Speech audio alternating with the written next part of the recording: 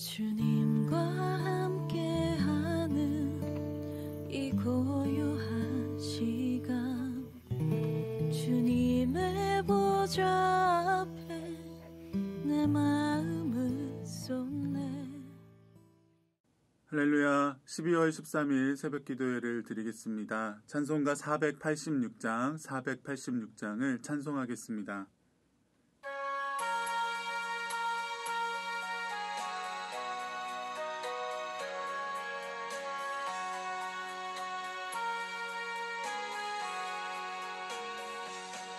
이 세상에 근심된 일이 많고 참 평안을 몰랐구나.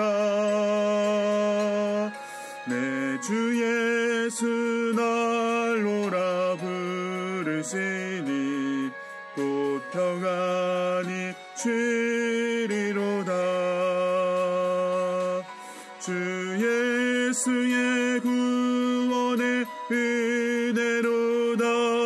참 기쁘고 즐겁구나. 그 은혜를 영원히 누리겠네. 곧 평안히 쉬리로다. 이 세상에 곤고한 일이 많고 참 쉬는 날 없었구나. 내 주 예수 날 사랑하시오니 곧 평안히 쉬리로다.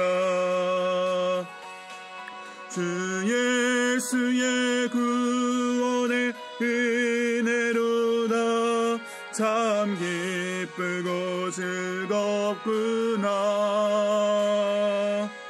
그 은혜를 영원히 누리겠네. 곧 평안히 쉬리로다. 이 세상에 죄악된 일이 많고 참 죽을 일 쌓였구나. 내 주 예수 날 건져 주시오니 곧 평안히 쉬리로다. 주 예수의 구원의 은혜로다. 참 기쁘고 즐겁구나. 그 은혜를 영원히 누리겠네. 곧 평안히 쉬리로다. 아멘. 기도하겠습니다. 하나님, 벌써 한 해를 마무리하며 새해를 준비하는 12월이 되었습니다. 오늘은 주일이며 우리 교회에 당회와 구역회가 있는 날입니다. 지난 1년 동안 우리를 돌아보시며 살펴주신 은혜에 감사를 드립니다. 어려운 가운데에서도 최선을 다하여 하나님을 섬긴 우리 교회 모든 성도님들에게 하나님의 위로하심과 큰 은혜를 부어주시고 우리를 위하여 세상의 빛으로 오신 주님을 더욱 소망하며 기다리는 우리가 되게 하여 주시옵소서. 하나님, 1일 코로나 확진자가 950명에 달하며 우리를 근심케 하고 있습니다. 의료진들이 많이 지쳐 있다고 합니다. 하나님, 지쳐있는 우리 국민들 모두에게 다시 한번 힘을 주시옵소서. 지금까지 잘 해왔던 것처럼 앞으로도 서로 힘을 모아 이 어려운 국난을 극복하게 하시고 서로를 응원하고 격려하며 힘든 시간을 헤쳐나가는 우리가 되게 하여 주시옵소서. 예수님의 이름으로 기도합니다. 아멘. 네, 오늘 함께 나눌 말씀은 베드로전서 1장 1절로 12절까지의 말씀입니다. 베드로전서 1장 1절로 12절까지의 말씀입니다. 제가 읽어드리겠습니다. 예수 그리스도의 사도 베드로는 본도, 갈라디아, 갑바도기와 아시아와 비두니아에 흩어진 나그네 곧 하나님 아버지의 미리 아심을 따라 성령이 거룩하게 하심으로 순종함과 예수 그리스도의 피 뿌림을 얻기 위하여 택하심을 받은 자들에게 편지하노니 은혜와 평강이 너희에게 더욱 많을지어다. 우리 주 예수 그리스도의 아버지 하나님을 찬송하리로다. 그의 많으신 긍휼대로 예수 그리스도를 죽은 자 가운데서 부활하게 하심으로 말미암아 우리를 거듭나게 하사 산 소망이 있게 하시며 썩지 않고 더럽지 않고 쇠하지 아니하는 유업을 있게 하시나니 곧 너희를 위하여 하늘에 간직하신 것이라. 너희는 말세에 나타내기로 예비하신 구원을 얻기 위하여 믿음으로 말미암아 하나님의 능력으로 보호하심을 받았느니라. 그러므로 너희가 이제 여러 가지 시험으로 말미암아 잠깐 근심하게 되지 않을 수 없으나 오히려 크게 기뻐하는도다. 너희 믿음의 확실함은 불로 연단하여도 없어질 금보다 더 귀하여 예수 그리스도께서 나타나실 때에 칭찬과 영광과 존귀를 얻게 할 것이니라. 예수를 너희가 보지 못하였으나 사랑하는도다. 이제도 보지 못하나 믿고 말할 수 없는 영광스러운 즐거움으로 기뻐하니 믿음의 결국 곧 영혼의 구원을 받음이라. 이 구원에 대하여는 너희에게 임할 은혜를 예언하던 선지자들이 연구하고 부지런히 살펴서 자기 속에 계신 그리스도의 영이 그 받으실 고난과 후에 받으실 영광을 미리 증언하여 누구를 또는 어떠한 때를 지시하는지 상고하니라. 이 섬긴 바가 자기를 위한 것이 아니요 너희를 위한 것임이 계시로 알게 되었으니 이것은 하늘로부터 보내신 성령을 힘입어 복음을 전하는 자들로 이제 너희에게 알린 것이요 천사들도 살펴보기를 원하는 것이니라. 아멘. 네, 오늘부터 베드로 전후서의 말씀이 시작됩니다. 베드로 전서는 AD 62년, 63년경에 박해를 받고 있는 성도들을 위해 기록되었습니다. 당시 로마의 황제였던 네로는 그리스도인들을 박해했고 이러한 흐름이 제국 전역으로 확산되어 가고 있었습니다. 따라서 베드로 사도는 소아시아 지역에 흩어져 살고 있는 성도들에게 편지를 보내서 오히려 크게 기뻐하라, 산 소망을 품으라 라고 권면한 것입니다. 오늘 본문 1절, 2절은 인사말에 해당하는데요. 짧은 구절이지만 성도의 정체성이 무엇인지에 대하여 알 수 있게 하는 중요한 구절이 나오는 것을 볼 수 있습니다. 1절에 예수 그리스도의 사도 베드로는 본도 갈라디아, 갑바도기아, 아시아와 비두니아에 흩어진 나그네라고 했습니다. 예수 그리스도를 믿고 따르는 모든 성도는 다 흩어진 나그네와 같다는 것입니다. 원래 이 말은 디아스포라, 바벨론 포로 시대 이후에 각처에 흩어져 있는 유대인들을 가리키는 말이었습니다. 그러나 베드로는 이방인 성도들을 향해서도 흩어진 나그네라 부르고 있습니다. 그들은 하나님의 택하심을 받은 하늘에 속한 백성들이지만 일시적으로 세상에 흩어져서 머무는 사람들이라는 것입니다. 이 세상에서는 잠시 나그네처럼 살다가 하나님께서 부르시면 본향으로 돌아가야 할 사람들이라는 것입니다. 이것이 바로 성도의 정체성입니다. 우리가 돌아가야 할 본향, 우리 아버지가 계신 하늘에 있는 집이 궁극적으로 우리가 가야 할 곳이기 때문에 이 세상에서의 삶에 너무 집착하거나 욕심내지 말고 너무 비관하거나 좌절하지도 말고 나그네처럼 살다가 주님이 부르시면 기쁨으로 가는 것이 나그네로 부름받은 우리의 정체성인 것입니다. 당시 성도들은 믿음으로 말미암아 박해를 받고 있었습니다. 하루하루를 힘겹게 견뎌내야 했습니다. 그러나 베드로는 여러 시험이나 박해로 잠깐 근심할 수는 있지만 오히려 크게 기뻐해야 한다고 말합니다. 6절 말씀해 보시면 그러므로 너희가 이제 여러 가지 시험으로 말미암아 잠깐 근심하게 되지 않을 수 없으나 오히려 크게 기뻐하는도다 라고 했습니다. 고난이 오면 당연히 근심이 되고 힘들고 지치고 낙심되고 불평할 수밖에 없습니다. 내가 믿음 때문에 이렇게 힘들게 사느니 차라리 믿음을 포기하고 말지 하는 생각을 할 수도 있습니다. 그러나 성도의 신앙은 고난 속에서 더욱 빛이 납니다. 고난 속에서 검증이 되고 고난 속에서 진가를 발휘합니다.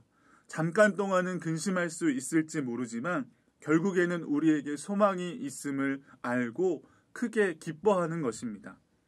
이 소망은 예수 그리스도의 부활하심으로 인해 얻은 것입니다. 3절 말씀에 그의 많으신 긍휼대로 예수 그리스도를 죽은 자 가운데서 부활하게 하심으로 말미암아 우리를 거듭나게 하사 산 소망이 있게 하시며 라고 했습니다. 우리가 고난 중에서도 기뻐하고 소망을 가질 수 있는 이유는 하나님께서 예수 그리스도를 부활하게 하신 것처럼 우리도 부활하게 하시며 영원히 살게 하심을 분명히 믿기 때문입니다. 이 땅에서 성도의 삶에는 많은 고난이 있지만 장차 우리에게 주실 산소망이 있기 때문에 현재의 고난을 넉넉히 이기게 하는 힘이 있는 것입니다. 지금 우리가 코로나로 인해 많이 힘겹고 어려운 시간을 지내고 있지만 그럼에도 불구하고 우리가 기뻐해야 하는 것은 우리에게 주신 소망이 있기 때문입니다. 캄캄하고 어두운 터널이 끝이 있음을 알고 달리는 것처럼 코로나로 인해 우리가 모이지 못하고 함께 예배하지 못하고 교제하지 못한다 할지라도 조금 있으면 반드시 다시 모여 예배할 수 있다는 소망이 있기 때문입니다. 세상에는 많은 소망들이 있지만 주님을 믿고 예배하는 우리가 가져야 할 소망은 분명합니다. 우리의 부활과 영생에 대한 소망, 주님을 찬양하며 예배하는 소망, 우리가 함께 모여 성도의 교제를 나누며 주님의 몸된 교회를 세워가는 소망, 이러한 소망이 우리의 소망이 되어서 이 고난의 시간을 넉넉히 이길 수 있기를 바랍니다. 우리가 고난 중에도 기뻐할 수 있는 또 한 가지 이유는 우리에게 주실 유업 때문입니다. 4절 말씀에 썩지 않고 더럽지 않고 쇠하지 아니하는 유업을 잊게 하시나니 곧 너희를 위하여 하늘에 간직하신 것이라 라고 했습니다. 유업이란 부모에게서 물려받을 유산을 말합니다. 베드로 사도는 이 유업을 가리켜 우리를 위해 하늘에 간직하신 것이다 라고 말합니다. 그래서 이 유업은 썩지 않습니다. 더럽혀지지 않습니다. 도둑이 가져갈 일이 없습니다. 받을 수도 있고 못 받을 수도 있는 것이 아니라 하나님의 택하심을 받은 자녀라면 확실히 받습니다.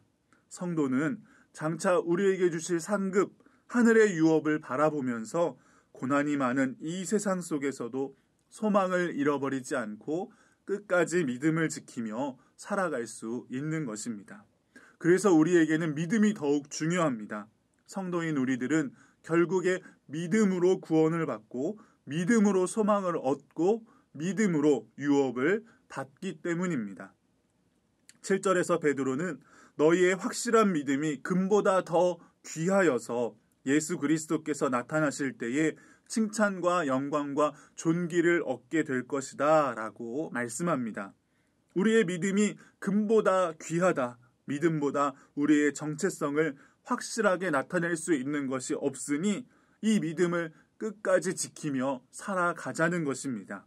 베드로 사도의 격려와 권면처럼 오늘 우리가 살아가는 이 시대에도 고난이 많은 때입니다. 온갖 세상의 풍조와 유혹이 성도의 믿음을 흔들려고 합니다. 영원한 것과 참된 것을 바라기보다 지금 당장 내게 줄 수 있는 이익과 즐거움을 더 중요하게 여기며 사는 세상입니다. 경제성장과 발전의 논리에 갇혀 물질과 소유만이 최고의 가치로 여겨지는 세상입니다. 진리의 말씀이 왜곡되고 복음의 순수성이 훼손되며 많은 성도들이 길을 잃어버리고 사는 세상 가운데 우리가 있습니다. 이런 때일수록 우리는 더욱 주님을 사랑해야 하겠습니다. 다만 내 비는 말 내 구주 예수를 더욱 사랑이라고 하는 찬송의 가사처럼 오직 주님만 바라보며 우리의 믿음을 지켜야 할 줄로 믿습니다. 또 10절, 11절에 있는 말씀처럼 우리에게 주실 은혜를 예언하던 선지자들이 부지런히 연구하고 살피며 하나님의 은혜를 상고하였던 것처럼 참된 진리이신 하나님의 말씀을 부지런히 배우고 살피며 살아야 하겠습니다. 결국 우리를 이기게 하는 것은 믿음인데 이 믿음은 하나님의 말씀 가운데에서 나오기 때문입니다. 말씀 속에서 위로를 얻고 말씀 속에서 소망을 발견하고 말씀 속에서 믿음이 더욱 견고해져가는 저와 여러분들이 되시기를 주님의 이름으로 축복합니다. 기도하겠습니다. 오래전 베드로 사도를 통하여 주신 말씀으로 오늘 우리에게 소망을 주시는 하나님 감사합니다. 우리에게 산 소망이 있고 하늘의 유업이 있음으로 말미암아 고난 중에 더욱 크게 기뻐할 수 있음을 믿습니다. 우리가 이 믿음과 소망을 소중하게 지키며 살게 하여 주시옵소서. 어떤 고난과 시련 앞에서도 낙심하지 않으며 더욱 주님을 사랑하며 살게 하여 주옵소서. 장차 우리에게 주실 유업을 바라보며 현재의 고난을 넉넉히 이기고 영원한 하나님 나라의 백성으로 살게 하여 주시옵소서. 예수님의 이름으로 기도합니다. 아멘.